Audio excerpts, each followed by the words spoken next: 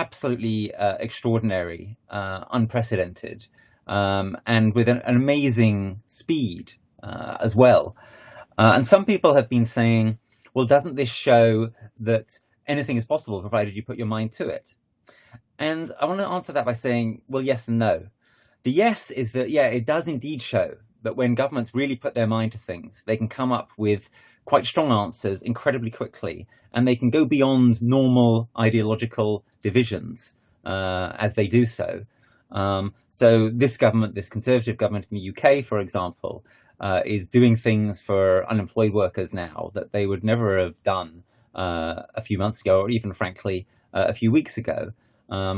This is a time, because it's an emergency, which goes beyond ideology and beyond party politics. And that chimes in with a key idea of Extinction Rebellions, that is where we ought to be in an emergency. And of course, there's more than one emergency afflicting the world today. So the government's done quite extraordinary things in this country and in many other countries. The scale of those things, it's very much to be welcomed. In terms of the UK context, we might say fairly, it turns out there is a magic money tree. It turns out the governments can basically do whatever they want if they think the need is serious enough. But what is that need? What is the need that governments are responding to? And here is where my no comes in. Because I think we need to be very careful not to overread what's happening. Yes, it's very encouraging that the government is doing very radical, dramatic things, including things it doesn't want to do ideologically, because that gives a precedent. That gives the precedent to the possibility of a Green New Deal, a just transition, and so forth in time to come. But I think it's very important to be clear about what the government is not doing. And what the government is not doing still, it's better than it was, but what it's not doing still is taking adequate precautionary action on the pandemic itself. And that's why, as some of you will be aware, I've been arguing that there is a very obvious way, a very clear way, in which what the government is doing is entirely inadequate. And I'm going to put here in the chat box, if you haven't seen it yet, do go to the chat box. For most of you, it'll be on the right. I'm going to put in the chat box here, and I'll show it on the screen for a moment. There you go. The video that I've just done sort of on this, which has gone viral, it's got over 500,000 views now in just a couple of days across platforms. And in this video, I argue that the government's response to the pandemic itself, as opposed to the economic disruption, has still been grossly inadequate. So that's the distinction that I want to make, that if you look at countries like the USA and the UK, their response to the economic disruption caused by the pandemic, which of course is important, has been very strong. But their response to the pandemic itself has not been very strong. And that is something which I think should worry us. It should worry us because it suggests that we shouldn't be over-impressed by the dramatic action that the government is taking on the economic disruption. What they're doing on the economy is in many respects necessary and to be welcomed, especially when they're contemplating doing things like nationalizing the railways and so on and so forth, things that kind of make sense anyway, frankly. But in terms of the action they're taking on the pandemic, that has not observed, this has been my key argument for the last month, that has not observed the precautionary principle. It hasn't stayed ahead of the curve. It hasn't stayed ahead of the virus. So while they've acted very strongly on the economy, on people's lives, they haven't acted very strongly. So as I say, that should worry us. If you think about this in relation to the climate and ecological emergency, the long, slower emergency, which is playing out right now, of course, has been playing out for years and will play out for years probably after coronavirus becomes history. You observe to some extent the same kind of pattern. The government sometimes acts, never as strongly as it's acted on this corona crisis, but the government sometimes acts on the economic side of things, but it rarely acts in any kind of remotely adequate way in terms of actually tackling the root causes of the problem, in terms of obeying the precautionary principle, in terms of taking care of ecosystems, taking care of our life support systems on the planetary level, taking care of non-human animals, and indeed even taking care of humans, certainly taking care of the generations to come. The time scale in terms of the climate and ecological emergency is years, decades, even centuries. The time scale in terms of the coronavirus is days or weeks. Very, very different timescales. But it seems to me that the fundamental pattern that we observe is the same. That governments are much more willing to intervene economically than they are to intervene to actually make things better and save people's lives. And to put this quite bluntly, and this is the argument I make in the video that you can see if you go to that link on screen if you haven't seen it yet. To put this quite bluntly, the argument I would like to make is that what governments like ours and also the American government have been tempted to do is to save the economy and not to save lives. And that's why, for example, we still have workers working on HS2 here in the UK. That's why we still have workers working unnecessarily on construction sites.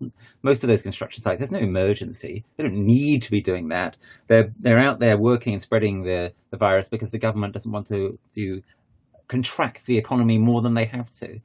So they are willing, tragically, as Dominic Cummings was overheard saying at a meeting, they are willing to sacrifice the lives of some of the old people and ill people in this country. And of course, coronavirus actually does affect young people as well. We just had a 19-year-old die here in the UK.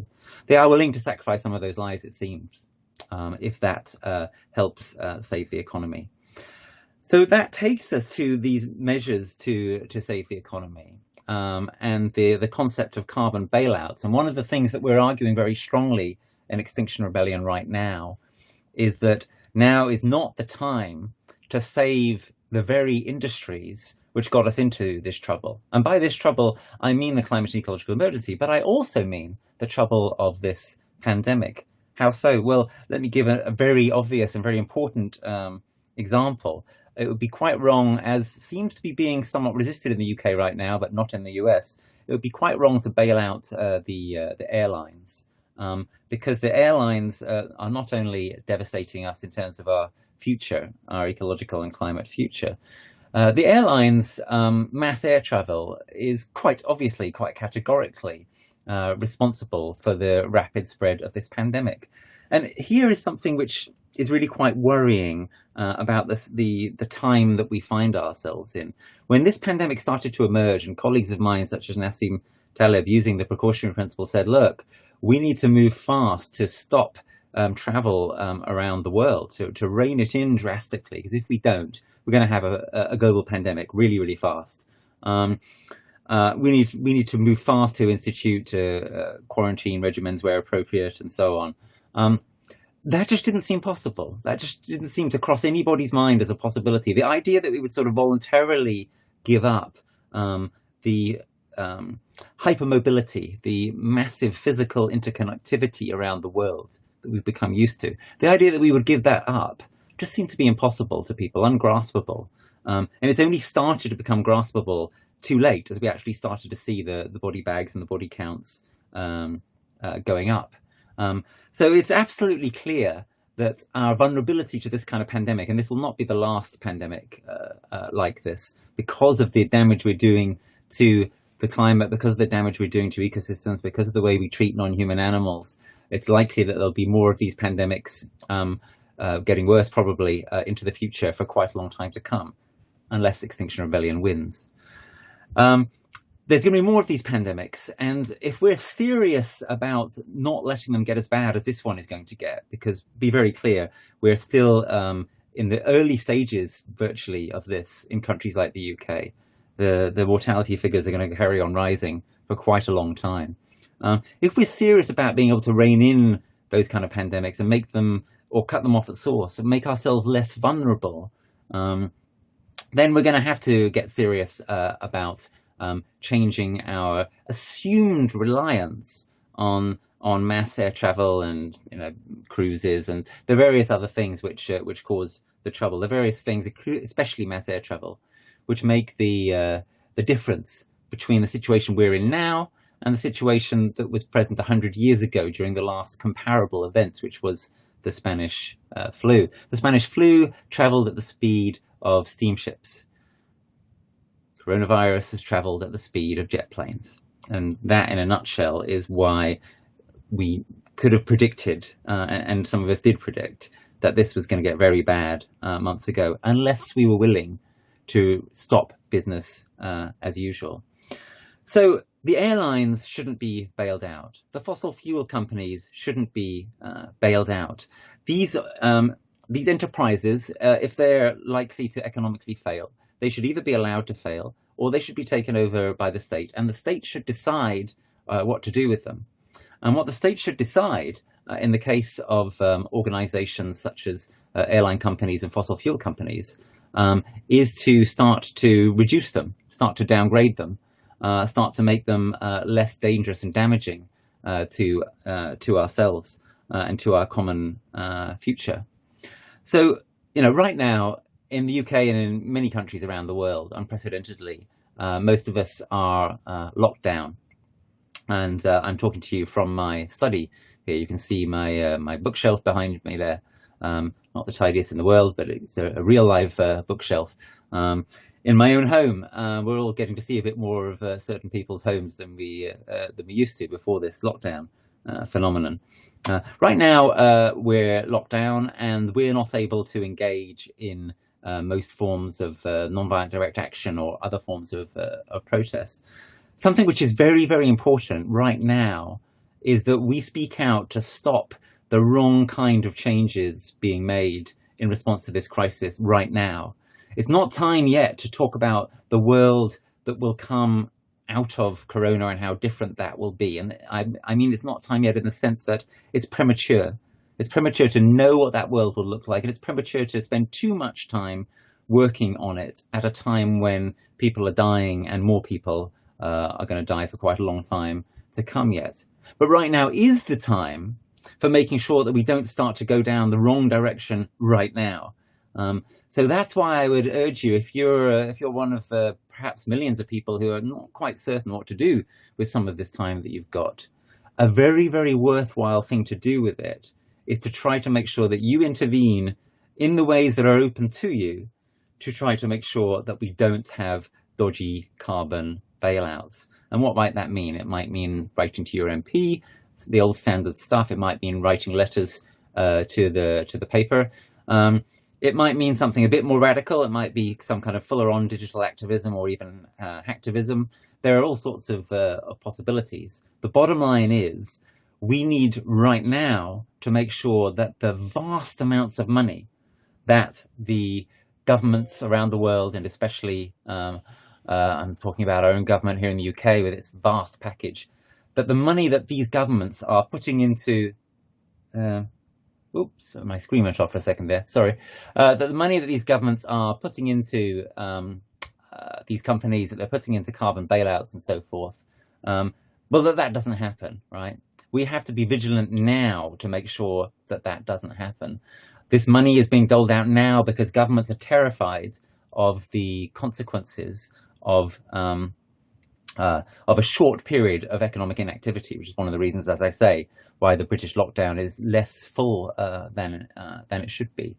So the time is now for saying no to those dubious ways of spending our money, because of course the government is ultimately also responsible to us, for spending our money to prop up the very kinds of organizations that are at the root of making the climate and ecological emergency worse, and at the root or near the root of making us vulnerable to pandemics. I want to say one more thing, and then I'll throw it open to you. I can see a lot of questions and stuff already in the chat, which is great, and I'll start taking some of those. I want to say one more thing before then. I'm using this word vulnerable quite a lot, and I think it's very important in the context that we're in. Some of you will be aware that I've been arguing along with a few other colleagues in Extinction Rebellion for a while that one of the things that we need to do is enable people around the world to understand just how extreme our vulnerability is to climatic devastation and to the knock-on effects of ecological destruction. And one of the things which is really important, I think, about this corona crisis is that we're getting a kind of shared experience around our countries and around the world of our vulnerability together to a kind of crisis which, although it's unlikely to bring about a collapse event in our societies, could conceivably do so. I'm just going to quote for a second from my book, This Civilization is Finished, some of you might be aware of, which you can find for free online as an ebook for pay as you want if you want to read it. I wrote this book last year, and on page 4 of the book, I wrote this. This civilization might collapse as a result of climatic instability, leading, for instance, to catastrophic food shortages as a probable mechanism of collapse. Or maybe sooner than that, through nuclear war or financial collapse leading to massive breakdown or pandemic. There are a number of ways in which societies like ours could collapse. And it's important that we understand our vulnerability to that kind of potential collapse. And what I'm saying is, I think we are starting to understand it now in the coronavirus situation. And in particular, I want to home in on something that I mentioned there in that quotation from This Civilization is Finished. I want to mention our vulnerability to potential food shocks, which is something that in Extinction Rebellion we've been talking about a lot for the last 6 months or so, especially. And this potentially is very real right now. Think about a country like the UK, chronically unable to feed itself, and now some crops not being planted, harvested, etc., in the fields because we're short of labour out there. And meanwhile, a lot of countries are stopping food exports because of the crisis. There are supply chain issues, of course, because of blockages at borders and so on and so forth. There are issues to do with people having stockpiled food and there being a lot of demand. We're in a situation where some people, especially obviously those who we traditionally call the vulnerable, where some people are actually in a quite dangerous situation vis-a-vis where they're going to get their food from potentially in the next few weeks or even months. And if these kinds of factors carry on, and if we get some bad luck with weather, well, then we could be into a really quite bad situation of food shortage. The kind of situation that, as I say, we've been warning about for a while. The kind of situation that should be dealt with by getting rid of our crazy just-in-time food delivery system, which makes us vulnerable, massively reducing food waste, eating much lower on the food chain, and so on and so forth. Now, what should be our response to that in terms of the emergency situation that we're in right now vis-a-vis coronavirus? So I want to end with this bold suggestion, although I'm not the only one making this suggestion. Professor Tim Lang, who is basically the world expert in this, has made it before me. I want to suggest that actually a sensible policy to take up at this point in a country like the UK would be food rationing. Food rationing was what we had during World War II. As is well known, it worked splendidly then. It kept the population healthy. It's made the society more equal. And most importantly, it meant that people weren't scared about where their next meal was coming from, because that's a situation we've had now, some of in this country and other countries like the US. People being frightened. And that's why some people stockpile or hoard, and then some food gets wasted, which is, really disastrous at a time like this. If our government is actually really serious in going beyond ideology and beyond party politics, if in that sense it's rising to the kind of challenge that Extinction Rebellion has always set out of trying to be beyond party politics, of trying to take seriously that in an emergency, normal rules get suspended, then I think that's what our government will do. It will investigate the case for food rationing, and it will decide that actually this is a prudent measure to take at this point, to make sure that the slightly dodgy situation we're in vis-a-vis food right now in a country like the UK does not become a situation where you end up having real social disharmony, unrest, and indeed malnutrition or undernutrition. So yeah, I'm going to stop now. I hope that's given you all some good food for thought. Just to very briefly recap, I hope that as you sit within your house at this time without possibly much else to do, although of course many of you will be working from home or whatever. But if you're somebody who's like, yeah, I'm frustrated, I can't do my normal activism or something, think about doing some activism around stopping bailouts of the very people who have got us into the dodgy, vulnerable situation that we are in. And think about being quite bold as you think about what to argue for in this context. As I say, if you haven't heard it before, you heard it here first. The rational response, the way to keep us safe, the way to be precautious at this time in countries like the UK, I would argue, is for us to move relatively speedily towards food rationing as the only fair way and unscary way of dealing with the common vulnerability that we now find ourselves in. All right, so thanks for listening to that.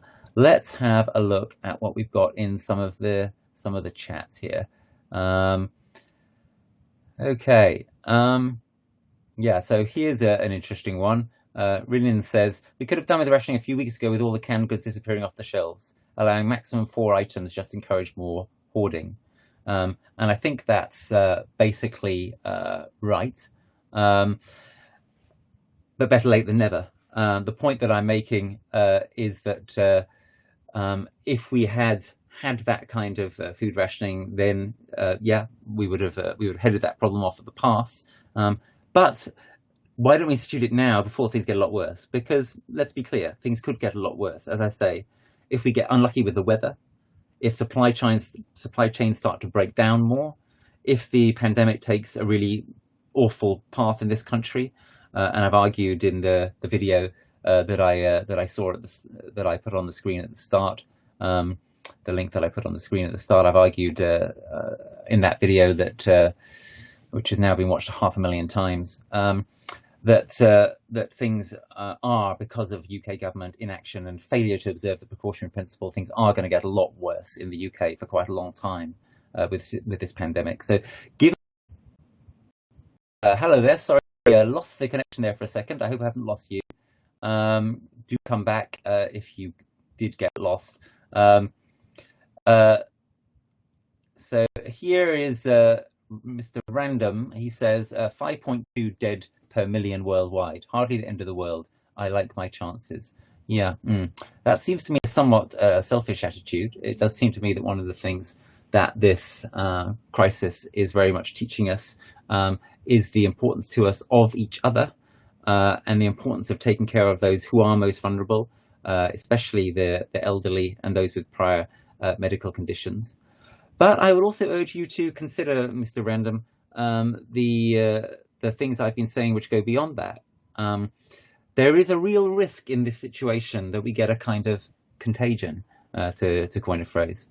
There is a real risk in this situation that we end up having much wider ramifications than the number who have been suffering and dying. So here's the most obvious such risk, and this has been encountered already in Italy. Excuse me, this is a technical call. Hello, Max. Okay, Max has gone. Sorry about this. I think that was Max, who was my technical assistant, calling in relation to the stream having disconnected. Yeah.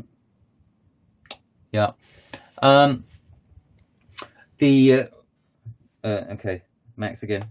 Hi, Max. Is this working? Can you see us? Yeah, I'm live.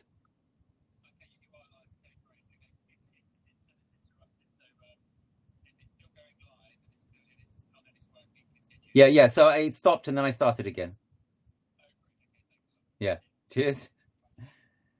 Sorry about that, everybody. As I say, this is an experiment that we're doing here. We've never done this kind of live streaming before, so bear with us in the technical hitches. We're all learning how to do this kind of thing. Yeah, I was getting to the point about what's happened in Italy, which is that basically their healthcare system, their whole system, is on the verge of collapse in North Italy. And that's because the hospitals have all been overwhelmed. And what that means, of course, is that if you have another problem, if you were to have a heart attack or a car accident or somebody beat you up or whatever it is, right, then you're not going to get the medical care that you need. And countries which don't have working healthcare systems Modern countries that don't have working healthcare systems are highly dangerous places, to put it mildly, to be. So it's not just about the direct effects of the coronavirus; it's also about the knock-on effects. And we can see the same situation in many other contexts. Consider, for example, the floods in Lancaster, in northern England, a few years ago. People often think, well, flooding, well, that's not really going to affect me. I don't live on a floodplain. I'm not near a river. So what happened in the floods in Lancaster a few years ago? So I think about 100 houses or something were flooded out, but also the electricity substation was flooded out. And so the electricity went down across the whole of Lancaster. And that meant things like a lot of people couldn't get in or out of their houses. It meant that virtually no telephones worked. The whole of Lancaster got into some quite serious problems for several days because of the flooding, not just the places near the river. So those kinds of climate-influenced, climate-chaotic events, which again, tragically, we're going to see more and more of in the years to come, don't just think about their direct effects. Think about their indirect knock-on effects. That's where you get the potentiality for a broader harm. That's where you get the potentiality for disasters. Now, Lizzie says, this is an opportunity for the paradigm shift we need. Returning to business as usual will compound the disaster trajectory. Where is the blue sky thinking? Who is looking ahead 5 months, let alone 5 years? XR has a vital role here. Let's all think beyond the virus. Yeah, totally agree.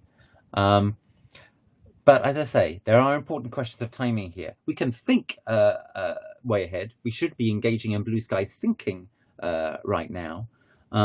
But now is not the time to come forth saying things like, what we need right now is a Green New Deal, because we don't need a Green New Deal right now. What we need right now is for most people to stay at home, and we need people to be making ventilators, and we need people to be making personal protective equipment, and we need people to be caring and doing mutual aid and stuff like that.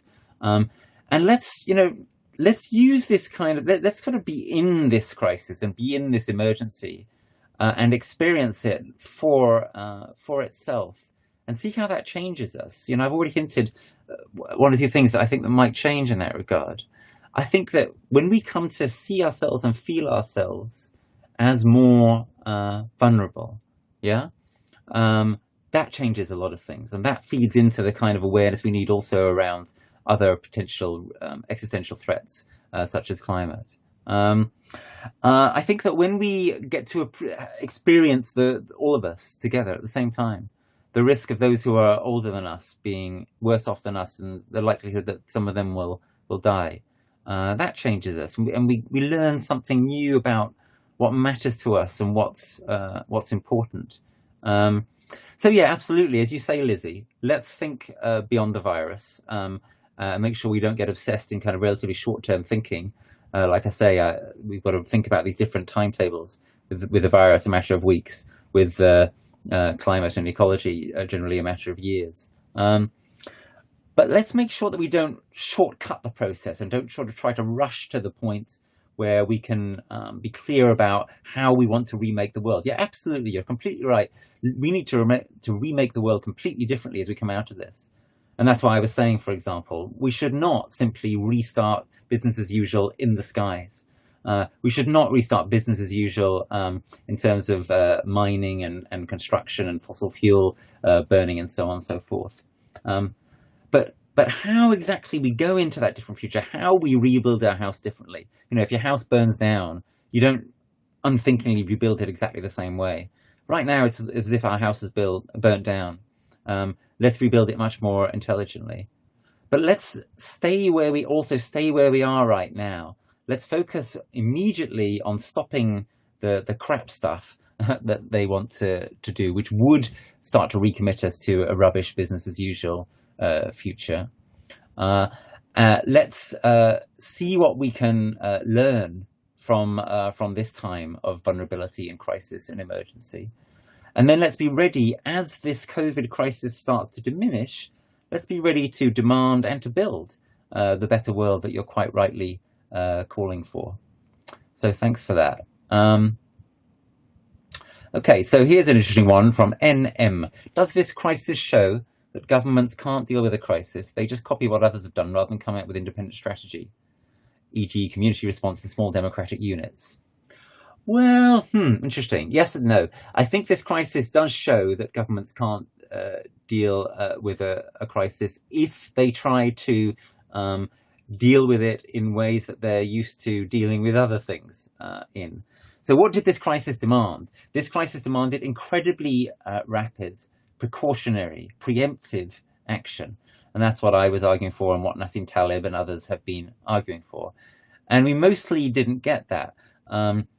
We did get it after a while in China. We did get it after a while in South Korea. It's interesting that it seems to be the East Asian countries which have actually done best in this crisis. One possible explanation for why that is that they actually learned from the SARS epidemic a decade ago, which was basically restricted to their countries.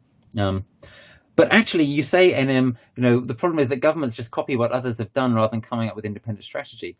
Well, but the problem that we've had in Britain is that we haven't copied others enough, right? We should have been copying some aspects of what China's done. We should have been copying quite a lot of what South Korea's done. We should have been copying some of what Germany's done.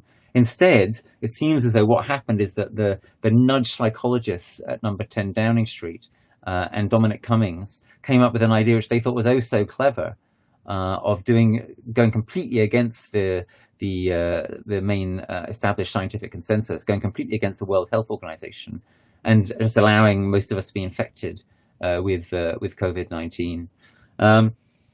So I think that there's a balance to be struck here. Yeah, you need to act in original ways and rapid ways when you're facing a potential new unprecedented crisis. But you also need to copy best practice, and you need to be coordinated and joined up. The World Health Organization strategy works if it's a joined up strategy around the world. Now, I like your last point. We should have community response in small democratic units. Yeah, absolutely.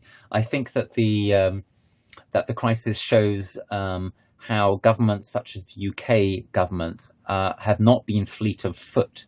And as John Ashton has argued, another person worth following on Twitter about this whole crisis, as John Ashton has argued, it probably would have been better if there had been more decentralization in this country, more localization, to enable communities to protect themselves and to look after themselves. XR is looking to contribute in some of that on the ground, right? People are doing quite a lot of mutual aid and so on the ground. It would have been great if governments had empowered and enabled that more. That could have been a great source of helpfulness. Some very nice comments in the chat about me. Thank you for those. Really appreciate them. Okay, so here's another one. Robin Crow, this is interesting. We do not want to go back to normal, which is of course not normal at all. And that is very well said, right? One of the things which this crisis does is it raises the question of what does normal even mean? Now, if all that normal means is what you're used to, then fine, you could try and go back to that. But does that really make any sense at all? Is it normal to have a society that is premised upon killing billions of other beings every year? Is it normal to have a society which is sowing the seeds completely predictably of its own destruction? Is it normal to have a society which, as I said earlier, cannot question the institution of mass air travel? Seems just congenitally unable to question it. No, there's a good argument for saying none of those things should be considered normal. So yeah, let's not go back to them. In the future, we need to be able to ask what's been hitherto unaskable. What level of air travel is compatible with the kind of levels of risk that are compatible with being civilized and intelligent? And I would argue that the level is obviously far less than we have. That our world needs to be, to a significant extent, in terms of physical interconnectivity, deglobalized. That would make us safer from future pandemics. It would make us safer from the climate emergency. Okay. What else we got here? Yeah. Uh, yes, this is another one from Random, which I like very much. No one should be bailed out except the people. Um, when they talk about bailouts, when they say, "Yeah, our business empire is tottering. We need your money to support us now," and by they I mean things like the airlines, things like the fossil fuel companies, but there are others as well, of course. What we should say in response is a few things. First thing we should say is, well, look, it's very unreasonable for you to ask for that kind of money now, given that you didn't put money away to keep yourselves safe in the good times. Yeah, we saw this extraordinary thing of EasyJet paying out massive dividends. I think it was just last week, and that's it's just crazy at a time like this, when obviously what they ought to be doing is trying to, if they're serious about saving their business, is to put everything they've got into saving their business. It's not good enough for businesses to come to the state to bail them out, but not in the good times to try to make it less necessary for them to come to the state if there are bad times. But more specifically, the people who need bailing out are us, are the people. And in particular, for example, in the UK, people on 0 hours contracts still not being adequately treated, even though the government has come up with quite bold measures, as I said earlier, for economic amelioration. People on 0 hours contracts are still in a very difficult position. There's still a lot of people who are falling through the cracks. It would have been much easier if the government had instituted a citizen's income or a universal basic income. And again, that's the kind of policy which seemed so radical and so sort of impossible to the mainstream just a month ago, but now starts to seem like common sense. The people should be bailed out, not the corporations. Couldn't agree more. Yeah, here's another nice example from Rinin. The fracking industry is totally propped up by governments and speculators. Let them fail. By the way, there is good reason to believe that quite a lot of frackers in the United States are going to fail during this crisis, which again could be a good thing, a really good thing. They're going to fail because they're on the borderline of profitability anyway. It doesn't take much to push them under. So in that sense, the creative destruction of capitalism can be a good thing at a time like this.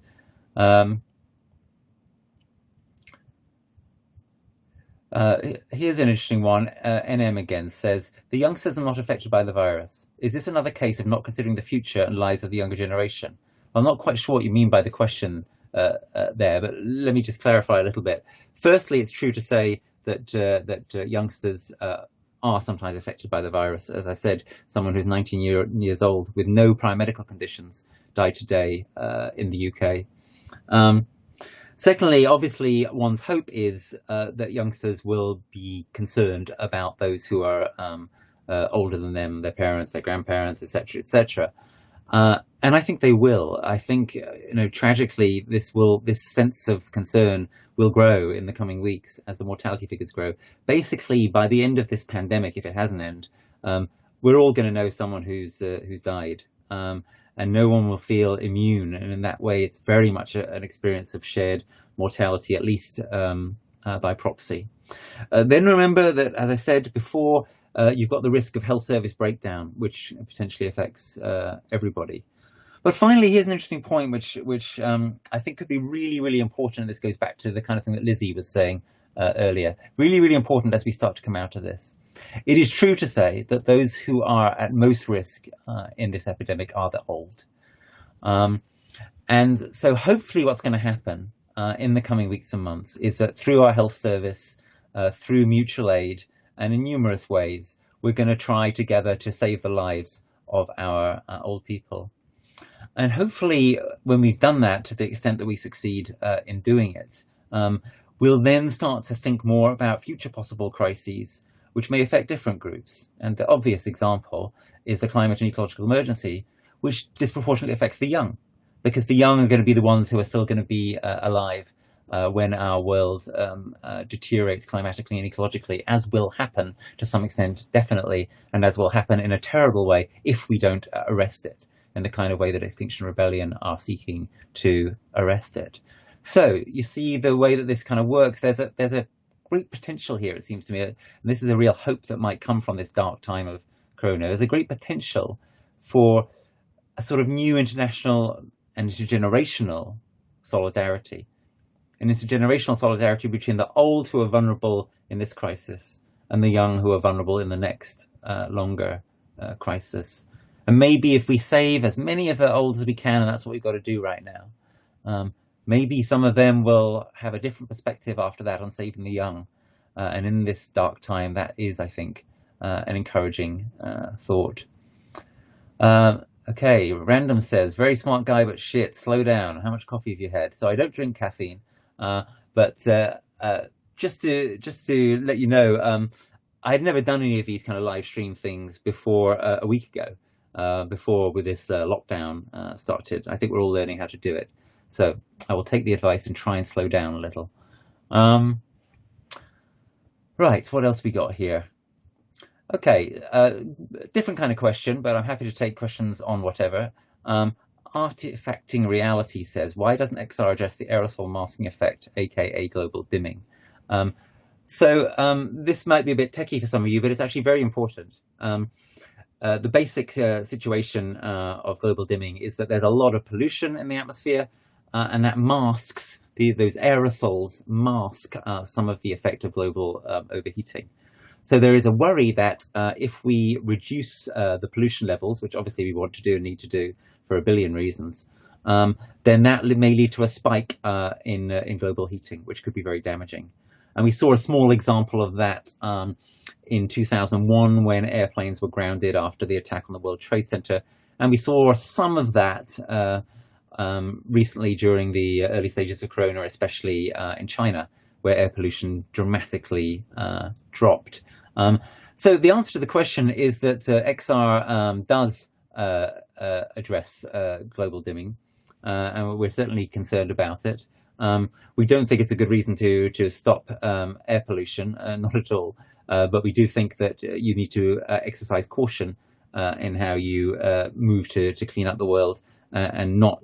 If we did literally stop all carbon emissions overnight, that would potentially be dangerous in terms of the immediate spike in global temperatures. But basically, the fundamentals of the situation is that we need to bring down air pollution for the sake of life and health and so on.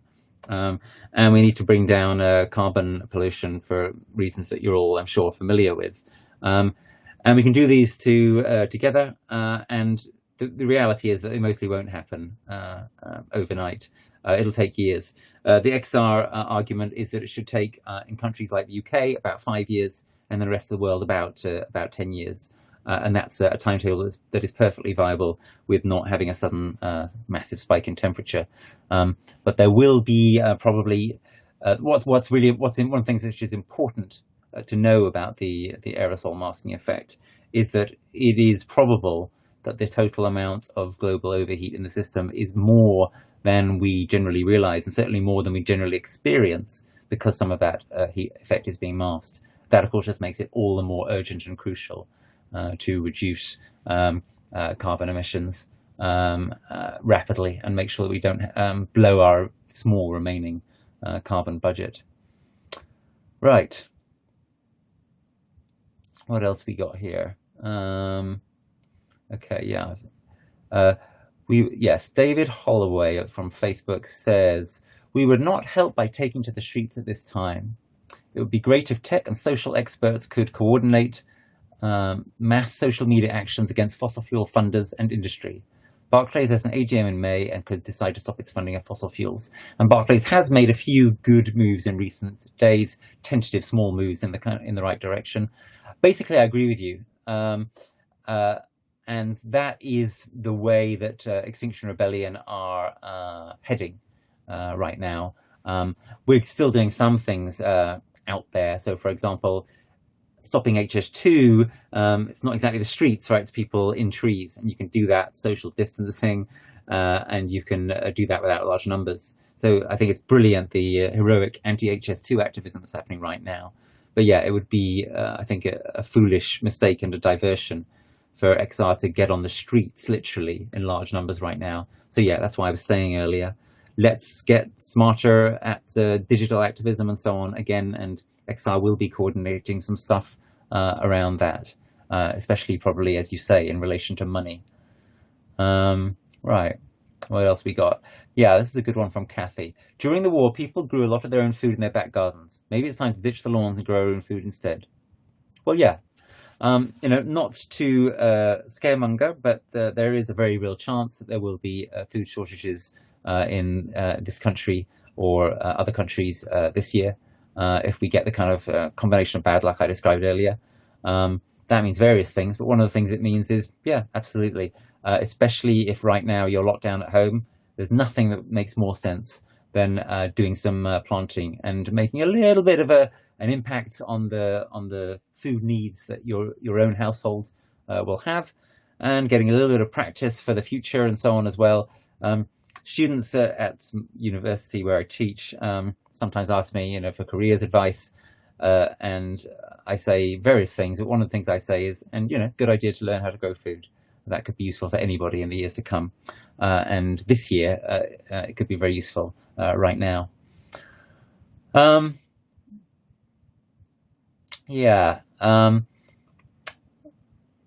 So Jeffrey Mayer says, wrapping the pandemic situation to some sort of anti-carbon rant is a clear sign of anti-carbon fundamentalism. The preoccupation with reducing CO2 is a dodgy ideology. So I'm not sure where you're coming from there, Jeffrey. If you're coming from a perspective of climate change denial, then all I can really say to you is I'm sorry for you. But if you're coming at it from the perspective of saying, look, we need to be cautious about not moving too quickly, as it were, from the corona situation to the climate situation, well, then I agree with you. And that's what I said earlier in answer to Lizzie Jensen's question, that I think it's important to experience this crisis as it is right now, as it unfolds in the immediacy of it, and not assume that the way that we've been thinking before continues to apply, at least not directly in the same way. I think it would be a foolish error for Extinction Rebellion, for example, right now to leave its demands completely unchanged over the coming months. And I'm working with others in Extinction Rebellion to look at modifying our demands to reflect the new reality and to emphasize more, for example, the need to have an economy based on well-being, an economy within planetary limits, an economy that accomplishes a just transition. That's more important than ever because of the economic stress and strain that the country is in. Okay. Kathy Barley says, subsidies need to be moved away from animal agriculture and more towards sustainable, self-sufficient food sources. Yeah, that's obvious, right? So when we're in a situation that we're in right now, where we have the real risk of food shortages emerging, it makes very little sense to be putting so much of our resources into animal agriculture. A really good resource here is George Monbiot's film Apocalypse Cow, which is worth a watch. Let's go towards the more recent messages. Lightning Rod says there is no food shortage yet, only a money shortage. Well, yeah, I think you should be careful with that kind of argument. And we also need to be a little bit cautious about the debasing of the currency, which is going on at the moment. At the end of the day, right, what matters is real physical and ecological constraints. And the economy should serve us and serve the planet rather than the other way around. We shouldn't make the economy into a kind of a god in the way that perhaps we have done in recent years. But if you say there's only a money shortage, I think that can be misleading, because that makes one think that actually it's really in the economy and in finance that the changes are needed, not in the real world. But it's both. It has to be both. Okay, what else we got?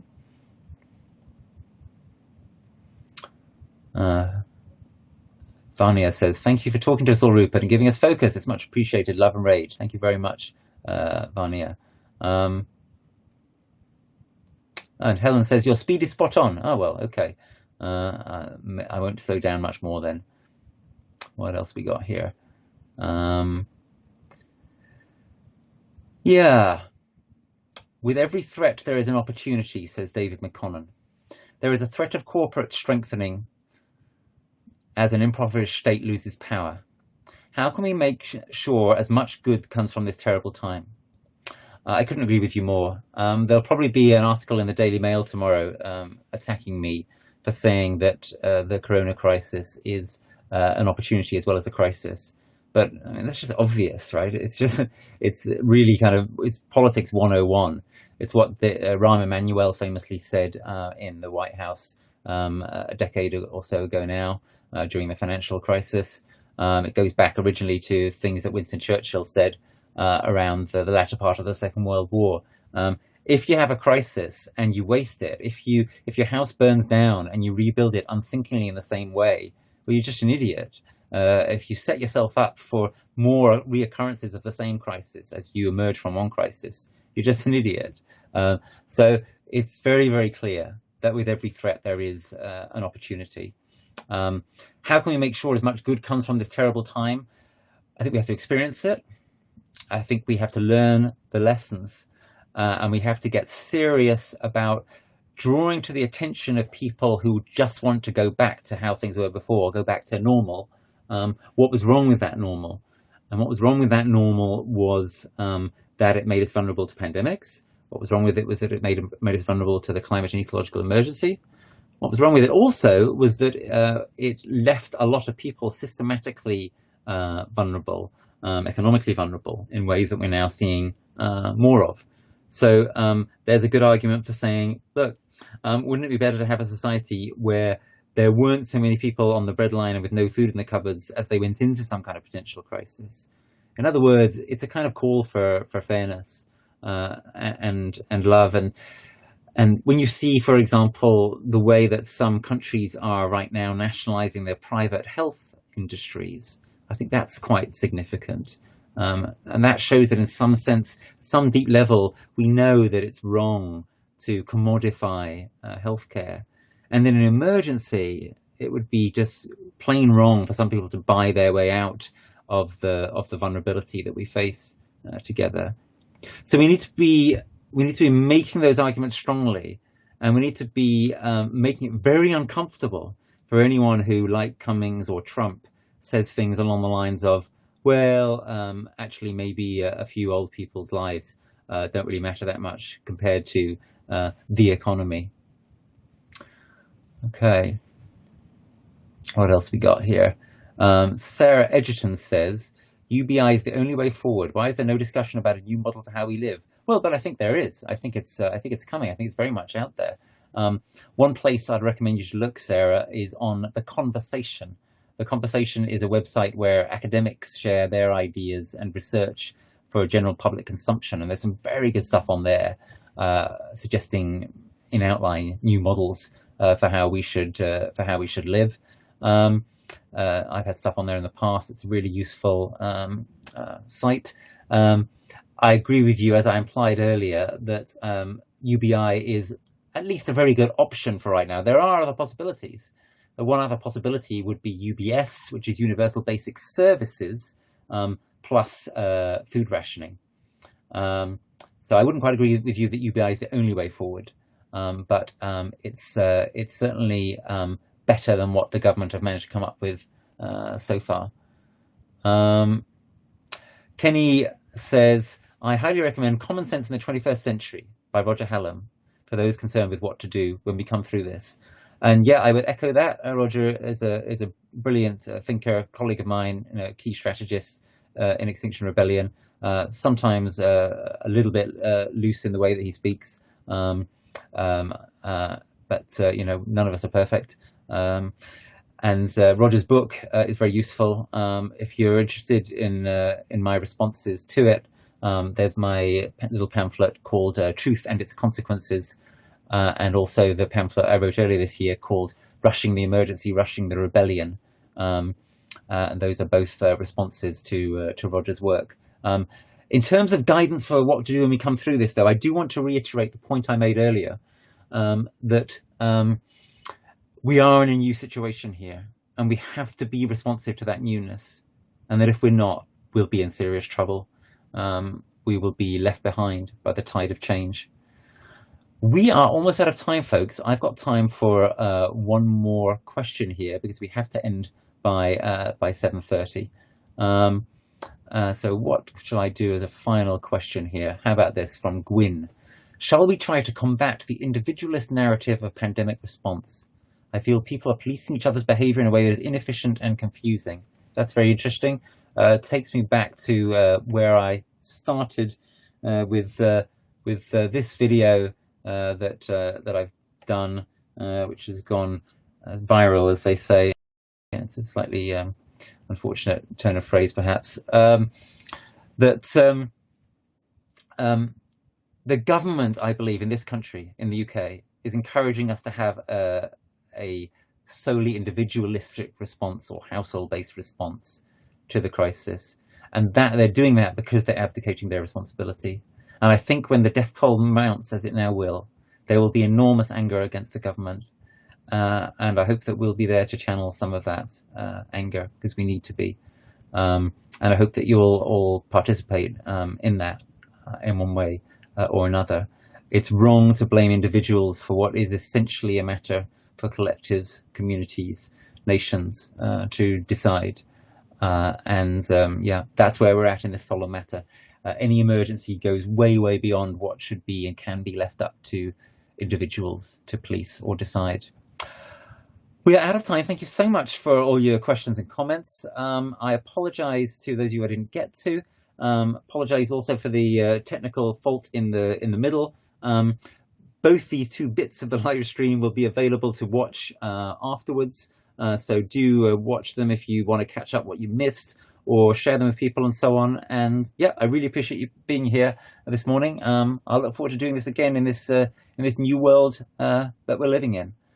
Thanks very much for your time, and yeah, stay strong and stay safe. Let's stay safe together. Thank you. Good night.